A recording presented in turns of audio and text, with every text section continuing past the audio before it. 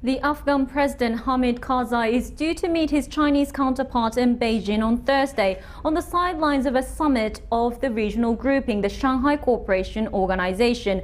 Among the key issues at the gathering are securities and the future of Afghanistan after most foreign combat troops leave by the end of 2014.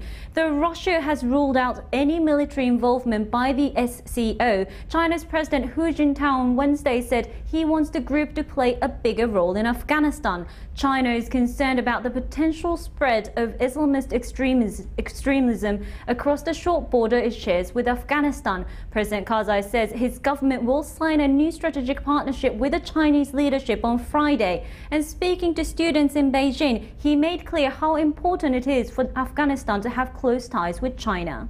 China, being the second largest economy in the world and rapidly advancing country in the world, and luckily, very, very luckily, being a neighbor of Afghanistan, is high on our agenda in relationships.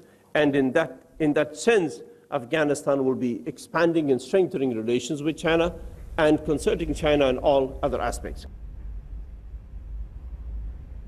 For more on Sino-Afghan relations, I'm joined from Beijing by Kleine-Ahlbrandt, China advisor and Northeast Project Director at International Crisis Group. Thank you for joining us this morning. Firstly, China's involvement in Afghanistan so far has been quite economic, especially investments in the resources sector. How do you see the bigger role that China wants to play in Afghanistan in practical terms? That's absolutely correct. For the last decade, China has been mostly involved in economic projects in Afghanistan, playing really a backseat role politically. But now, as Western troops look to withdraw from Afghanistan in 2014, China is looking to play a stepped-up diplomatic and political role in the country. And this is largely because not a sense really of opportunity so much as fear. China is very worried about a security vacuum in the context of the withdrawal of Western troops that could lead to spillover of conflict into Pakistan, which China considers its strategic bulwark in the region, or, as you stated, the strengthening of terrorist networks that have launched attacks on Chinese territory. And that's the reason for all of this, all of these announcements and what we're seeing in the last few days, the importance China is giving to the SCO summit and to the visit of President Karzai. So do you expect to see Chinese policemen, for example, in Afghanistan in the future?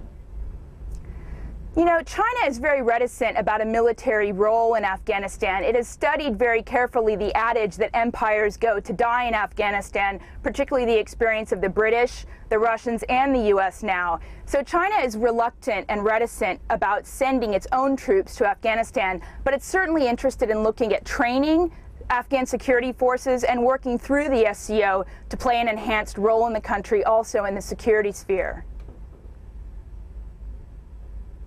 Nevertheless, I guess the economic relations are still important. Do you expect to see more Chinese investments into the resources sector in Afghanistan? Definitely.